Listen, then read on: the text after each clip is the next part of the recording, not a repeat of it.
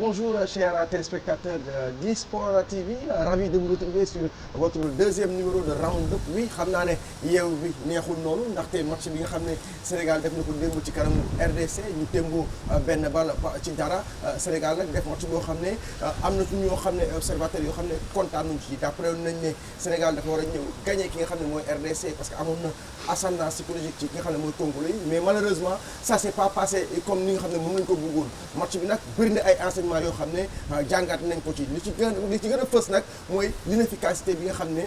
gone yi pàccaw yi am nañ ko ci li nga xam ne mooy kanamu bu yi li ko waral nag bëri na ay paramètres déjà bi ñuy joué que Congo bëri woon observateur yooyu waxoon ne milieu terrain bi dañ ko waroon renforcer démb nag Pape delluwaat ci 4-2-3-1 bi pour jox liberté ñi nga xam ne mooy sa ligne offensive mooy 4 joueurs yi nga xam ne mooy Sadio Mané Ismaïla Sarr Iliman Ndiaye ak ki nga xam ne mooy Nicolas Jackson ci match bi gis ngeen dès l'entame on a eu les meilleures occasions possibles bi ñu ko amee Sénégal nag concrétiser wu li nga xam ne mooy occasion yooyu nga xam ne amoon nañ ko ci biir match bi dañuy ñëwaat nag ci match bi sur le plan offensif gis ngeen ne premier mi-temps bi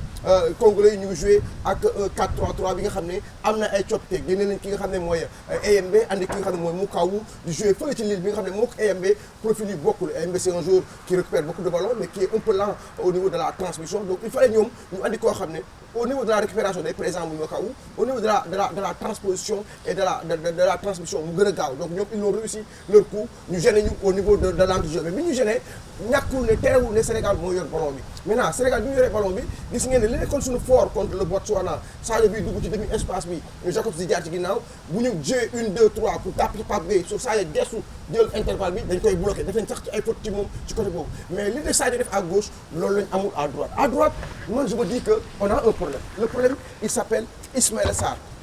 qu'on ne présente plus, Ismaïla Sarr qui a fait vraiment beaucoup de bonnes choses avec l'équipe nationale du Sénégal, Ismaïla Sarr qui est en train de faire l'une de ses meilleures saisons en club en Premier League avec Crystal Palace. Mais problème bi nekkul foofu problème bi mooy à Crystal Palace on joue le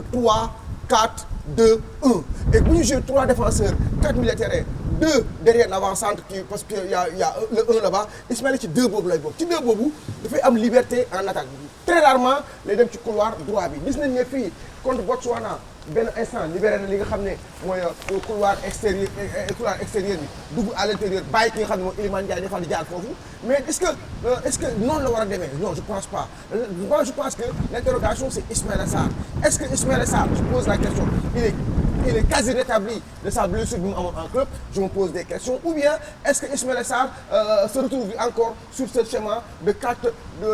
où il doit animer le couloir droit parce que boo gisee match boo xam ne Ismaïla Sarr débordé wu boo gisee match boo xam ne Ismaïla Sarr benn centre la andi soo gisee match boo xam ne Ismaïla Sarr il a manqué de justesse technique sur le dernier geste pour marquer le but qui devait peut-être libérer ou bien ouvrir le match ça n'enlève à rien ses qualités de joueur ça n'enlève à rien ses qualités de percussion ça n'enlève à rien ses qualités techniques ça n'enlève à rien ses qualités de provocateur maintenant aujourd'hui li ñuy xaarandi ci Ismaïla Sarr mooy mu gën a tueur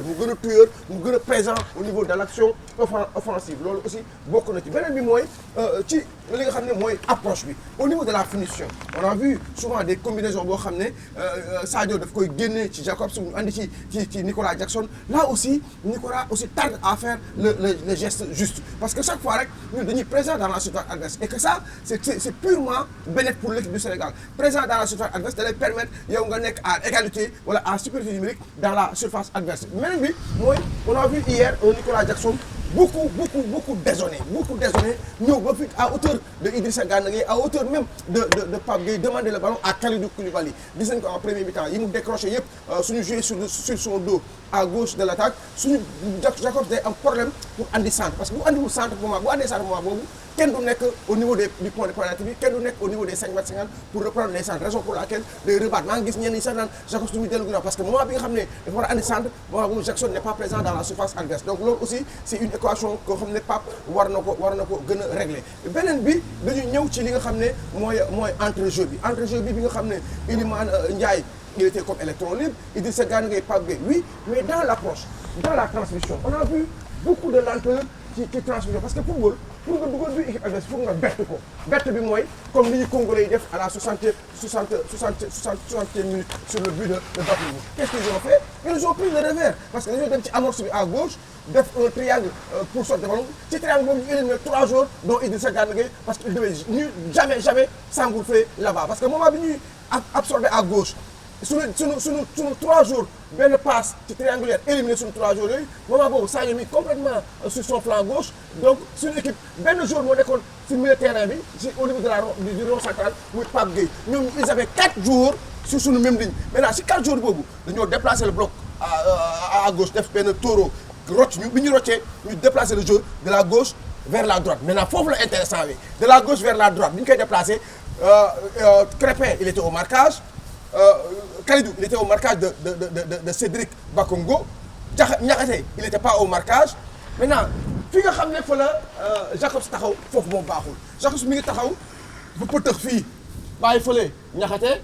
Koulibaly ak ki nga xam ne mooy Crépin donc sur la ligne de 3 là les 3 étaient au marquage moom mi ngi surveiller fi nga xam ne mooy Bongonda warul nekk fi nga xam ne fii lay taxaw pour surveiller dafa war a reculer nekk sur la même ligne que Niakhaté Koulibaly ak Crépin Diatta ñu am une ligne de 4 boobaa da ngay surveiller ki nga xam ne mooy Bongonda avec ta main gauche là mais boo ko defee fii dugg fii surtout bu ñu ko sàndee day nekk en face à yow day nekk un jour boo xam ne sur le plus 1 mën na la andil ay jafe-jafe et raison pour laquelle bi ñu transposé de la gauche vers la droite Bongonda ak téye ballon bi li mu xaar boobu Sadio mi ngi tardé parce que Sadio mi ngi def effort pour ñëwaat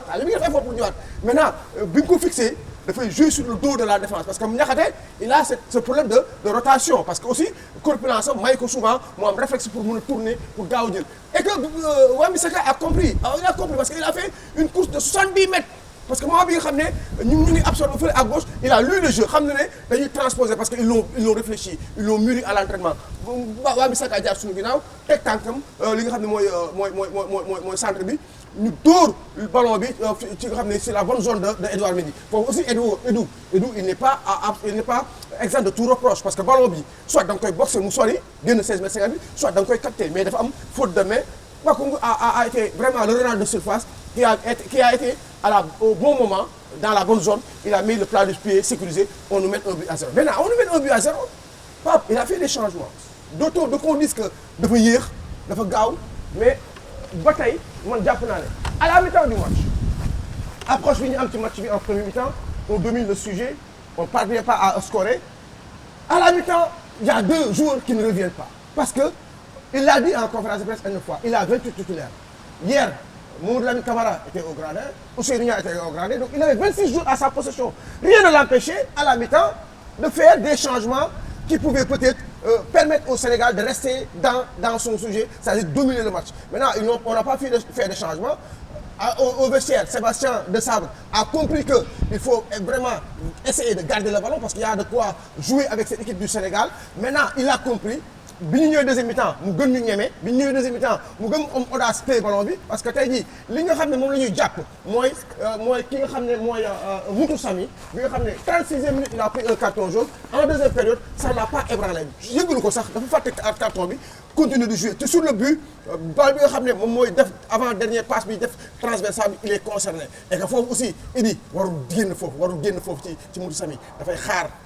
accepter loolu la ñuy tuddee accepter reculer nekk sur la même ligne ak Pape Gueye parce que boo pëtëxee da ngay andi infériorité numérique dans l'entrejeu et que benn passe dafay éliminer benn ligne benn passe boobu gudd boobu rek moo éliminer suñu ligne bi moo tax ñu jël but le but est fait gis nañ ay changements yoo xam ne Pape andi na ko bien vrai que man je juge que c'est un peu tardif parce que à la mi-temps j'étais sur Ismaïla Sarr c'est vrai que il a reçu pas mal de critiques mais il faut comprendre que on ne doit pas verser des critiques frontales sur le joueur parce que c'est vrai il voulait bien faire il est passé à côté on l'accepte maintenant il va se ressaisir pour peut-être les prochaines sorties maintenant on a aimé la rentrée d'Ibrahima Mbaye wax naa leen ne Ibrahima Mbaye Sabaly les joueurs yoo xam ne sortis de banc ils peuvent amener beaucoup de bonnes choses dans l'équipe nationale mais nañu dem ndànk parce que c'est des jeunes joueurs quelqu'un va me dire que oui ils vont le comparer avec Lamine Yamal comparaison n'est pas raison nañu def ndànk bañ leen griller parce qu'on a besoin de ces jeunes joueurs là même Sébastien Desabre l'a dit en conférence de presse moom il savait que peut-être en deuxième période le Sénégal va amener Sabaly Cheikh Tidiane et Ibrahima Mbaye qui peuvent peut-être leur faire mal beneen bi mooy damay ñëw ci li nga xam ne mooy ce match de Pape Alassane Gueye démb peut-être il n'a pas été aidé totalement par l'arbitre algérien mais quand même aussi lui aussi il doit encore monter en puissance parce que ñaari match yi mu joxe def yëpp sur le plan technique oui il est là mais sur le plan tactique c'est là où on sent pas Pape Gueye parce que tey jii football dafa am ñaar moment bi nga yoree ballon bi ak moment bi nga ko yorul attitude bi dafay changer moment bi nga yoree ballon bi oui tu es dans la temporisation tu es dans la construction et qu'on doit élargir chercher la verticalité mais quand on perd le ballon quand on perd le ballon on a besoin de cette transition défensive mais dans les transitions défensives dafa da ngay gis ne Iliman sax mooy njëkk Pape dans l'approche Iliman sax mooy njëkk Pape dans la course donc dans sa tête il doit comprendre que dès qu'on n'a plus le ballon maintenant on doit changer d'attitude le changement d'attitude là ça doit être du tic au tac comme ni tuddee round de but tactique donc noonu la war a demee mais Pape dem gis nañ ko à un moment donné il a été un peu lent même sur le but c'est vrai que moom mooy le seul milieu de terrain bi présent mais bi transposition bi amee dafay daw dugg ci li nga xam ne mooy surface de réparation pour éliminer li nga xam ne mooy frappe bi nga xam ne mooy njëkk am ba Edouard di ko repousser terminer peut-être sur Sadio Mané Sadio mi nga xam ne premier mi-temps bi il a fait du Sadio waaw jéem na jouer moom aussi parfois il doit lâcher le ballon très vite démb nag il a fait un très bon match ce qui lui a valu le titre de man of the game mooy homme du match il a été vraiment le sauveur du Sénégal sur le but amené par Ibrahima Mbaye Sadio dans l'approche oui c'est quelqu'un de bon parce que li ma gën a neex ci Sadio sax da ngay xool ci approche bi ci bii bi ñu dugal bi banc bi bëgg ñëw jubilé da leen dàq avec beaucoup de rage parce que dans sa tête c'est un match qu'on devait gagner mais on est tombé sur une équipe du RDC bi nga xam ne moom aussi équipe bu baax la bi nga xam ne moom aussi c'est un très gros outsider cette équipe là peut aller loin dans ce tournoi parce que ñun li ñu am ñoom am nañ ko dañu am profondeur de banc parce que li nga xam ne daf ñeme ragaluñ ñu da ngay xool ki nga xam ne mooy Sébastien Desabre bi mu ñu mënee il a amené ki nga xam ne il a sorti Bakongo andi Fiston Maïlé il a sorti Bongonda andi Mboukou donc moom dafa ñuy wan ne ñun à valeur égale mën nañ tenir tête au Sénégal c'est vrai que Sénégal est un peu au-dessus de la RDC mais on a manqué de lucidité on a manqué de finesse au niveau des 16 mètres 50 je pense que chantier bi nga xam ne mooy chantier Pape Thiaw mooy li nga xam ne mooy la finition maintenant affaire bi nag mënul xaar parce que gis nga match bi nga xam ne Jacobs def na ko démb mu match boo xam ne mi figue mi raisin sur le plan défensif démb am na ci yoo xam ne je suis pas tellement d'accord ak moom ça suscite le débat sur match bi nga xam ne dañ ciy jëm on va y projeter muy contre le Bénin est-ce que Maodo Malick ne devait pas être là parce que Jacobs aussi sur ses centres c'est vrai qu'il avait fait une passe D contre le Botswana mais démb sur les centres c'était pas tellement ajusté beneen bi gis nañ ne bi ñuy dugal but bi ñun aussi bi ñuy dugal but Congolais ils étaient présents dans la surface adversaire ils étaient 4 et le central ça fait 5 joueurs congolais moment bi nga xam ne ñun on était 4 tey jii ñoom waruñu ñu ëpp en aucun moment suñu surface de réparation mooy wane ne rek dans la phase de transition défensive Pape am na lu mu war a liggéeyaat nag du lenn lu dul xam ne match yi dañuy jege te wuti dañuy jouer gannaaw suba muy mardi joué nañ keroog contre Botswana nga andi milieu bu classique deux double pivot ak